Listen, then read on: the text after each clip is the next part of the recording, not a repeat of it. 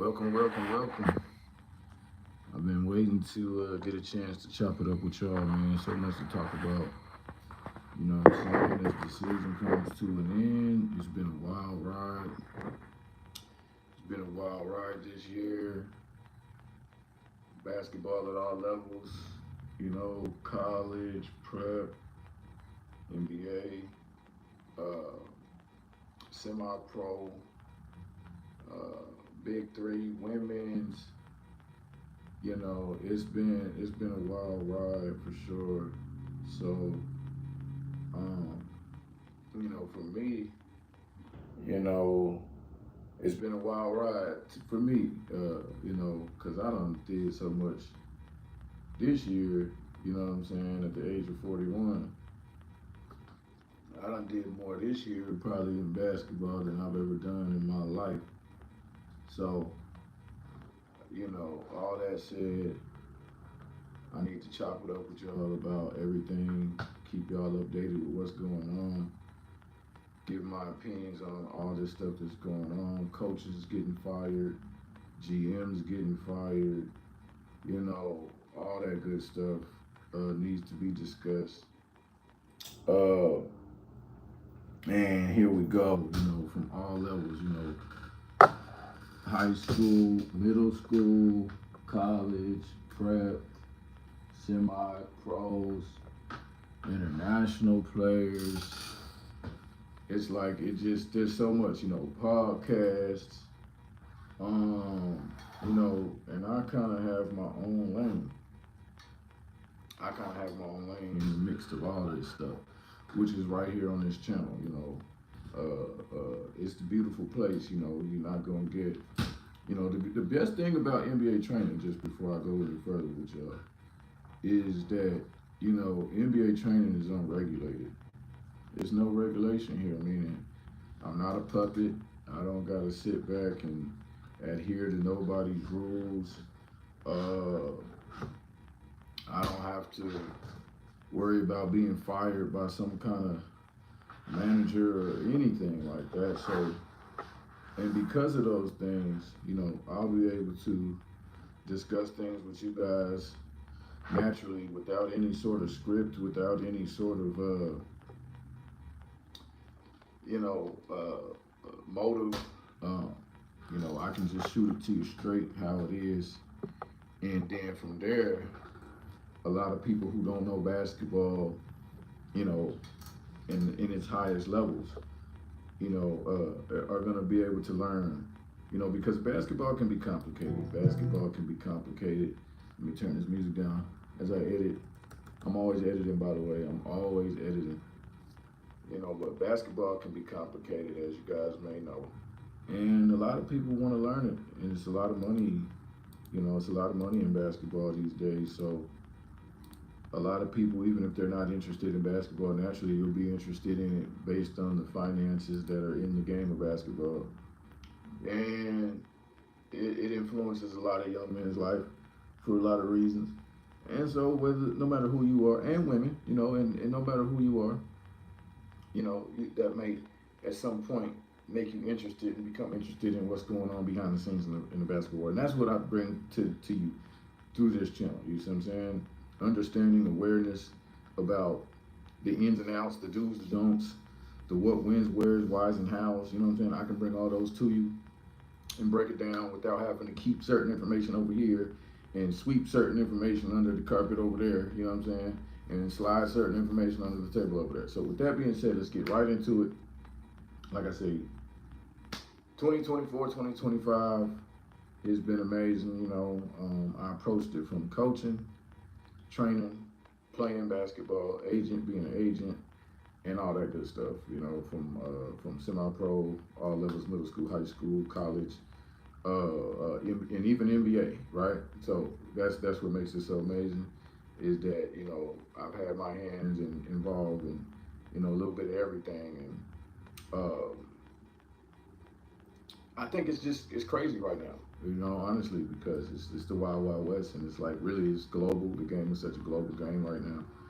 It's not in America's palms anymore like it used to be. And because of that, I think a lot of people are also losing touch for those reasons. You know what I'm saying? It's not America's game anymore. It's an international game. You know, and America is scrambling to try and regain control, regain, popularity, regain um, dominance, in the sport. And because of that, a lot of rules are changing. All right, so that's just to put that out there. There's a lot of rules changing. Things aren't what they used to be. And then, obviously, here's the thing that makes it interesting, though.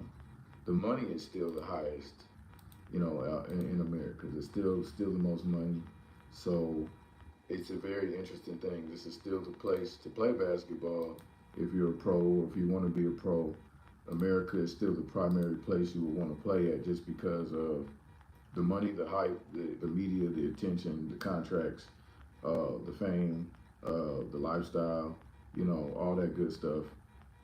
Everybody is still wanting the NBA to be the destination where they land, whether you're a player or a coach, or commentator, any of that good stuff. The NBA game is still, even though it may not be skill wise, the best. It's the best place to be a professional and to cover the game or to, play the game, analyze the game, coach the game. So there you have it. So getting straight into this, me individually, me personally, I wanted to use my experience, playing at three Division I schools, when I was younger, to just start trying to really earn myself, see, because me, just so you know, see, even though I played at three Division I schools, even they're getting paid now. College players getting paid millions of dollars. I played Division I, but it was before they started paying these guys. So all that being said, because I didn't make it to the NBA, I was like, that's okay, that's fine, but let me at least become like some kind of, advisor, give advice, from experience, and just become, make a career in the sport, make a career in the sport, using my knowledge and experience to give back to the kids, to the players, so they can maximize their careers, learn from my mistakes, pick the right schools to go to, try to get as much playing time as they can get, get as much money as they can get in their contracts, and just no particular direction. I always knew that I'd be somewhere valuable just being the fact that, you know, I can still actually play as well, you know what I'm saying? So if it comes to, training, um, you know, training or whatnot, I can do that. If need be, coach, all that. Been doing that kind of at the semi-pro level with my own franchise, and so I got into it. I dove knee deep into it, and just was like, okay, I'm not in a rush. This is gonna land how it lands, And so I went to my college reunion, TCU, Texas Christian University. Shout out to them, by the way, Big 12. Went there, did a reunion. They actually embraced me and allowed me to stick around, learn. So I started there. I was born in Texas, so I figured, I'm gonna put my passion into this school, this team, and let the chips fall where they may. Volunteer, it's not about money. Let me learn, appreciate the experience, and value it. But NIL at the end of the year kind of got, a lot of politics, a lot of this and that. For some reason, I wasn't put on staff. Okay, cool. So came back to Atlanta, what I'm saying, where I began. I had a former teammate from my other college I went to, he's, assistant coach for the Atlanta Hawks. So shout out to him, by the way. Major congrats. We've been close, ever since college, just chatting from a distance, from afar, keeping up with each other.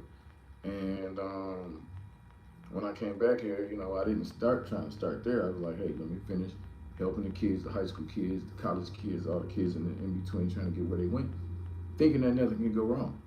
And all these people, I guess they see these credentials, and people fear credentials.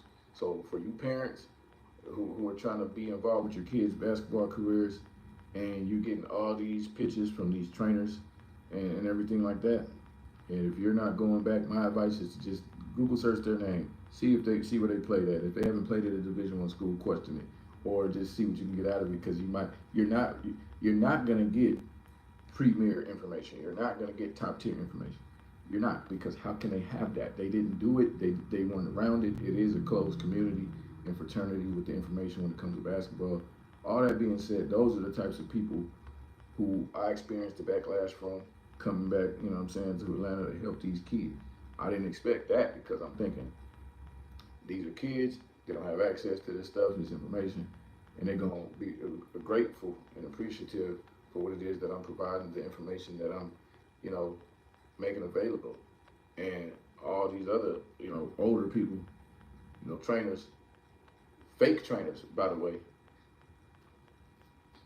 made it real messy, you know what I'm saying? So I had to deal with all that. That's why I say I'm gonna continue on another segment with this because it's gonna be good. But at the end of the day, I went through a lot, you know what I'm saying? Interning last year at the college, like I said, then coming to Atlanta, dealing with all this stuff on the lower levels of basketball. But me knowing that I had a teammate coaching, you know what I'm saying, NBA at some point, once I linked with him, everything was gonna kind of come and surface, and everybody was around. You know what I'm saying? From all the circles I've been making, whether semi-pro, Texas, Christian, D1, middle school, high school, college, they all finna see, wow, you see what I'm saying? We was over here treating this guy like this, and now, you know, look, you know, he has access to the NBA, and you know, because that was a pretty powerful thing. You know, shout out to my ex-teammate, you feel me, University of Hawaii, who came through, you know, chopped it up with me as assistant coach of Atlanta Hawks last game of the season. We had our basically reunion on that court. Was able to put the picture into the group chat, which was pretty dope. I think I may or may not have that picture available. Yeah. I'm gonna let y'all be able to see it, even on this segment. You know what I'm saying? And you know, short and sweet. You know, short and sweet picture. Yeah, she right there. Cool. You know what I'm saying? That's me and him. And yeah, so you know, you know, this here I think is amazing because it just symbolizes success. You know, it symbolizes brotherhood. It symbolizes a journey, and that's still going. By the way, it's still going, and it never ends. But it does change the level of transparency where you know you guys can understand and start to understand. Like, wow, you know, put a separation between church and state. You know, the knows and the do not knows, and the, you know, the haves and have nots, and you know, the people who to follow, and the authenticity of who has the correct information, how to follow. And so that picture represents that and some. Obviously, Ryan, you know, he's not available for the general public as you may want and hope, but I am, and so my line is open. As you see, that's what NBA training was built for people to reach out. And I'm excited to start that now, that there is a separation between church and state. Those who know, those who don't know, you know, now that's made available. Like I said, I'm from Denver, Colorado, and my journey's taken me pretty much everywhere. I'm here, we're gonna break this down, we're gonna get into it. Training's available, mentorship's available, you know, agency is available, placements available, all that good stuff, no matter what level you at, whether you in the NBA, whether you in the G League, whether you're overseas, whether you're in college, and you need to figure out your way to maximize your career. Contact me right now. The phone number is 972-584-7898. Once again, 972-584-7898. Coach Kelly is what you can call me. My name is Kenny. If you want to call me Kenny, if you want to be cool with me, if you want to be guided by me, call me Coach Kelly. If you want to be cool with me, call me, you know, Coach Kenny. Whatever works for you. But let's get it in. I got some things to do. Hopefully I can get back on here later on and break down some of the details of these steps of what's been going on. But right now, that's the groundwork in a nutshell. So let me get off here. I got some things I got to respond to, and y'all keep working. Stay in the gym.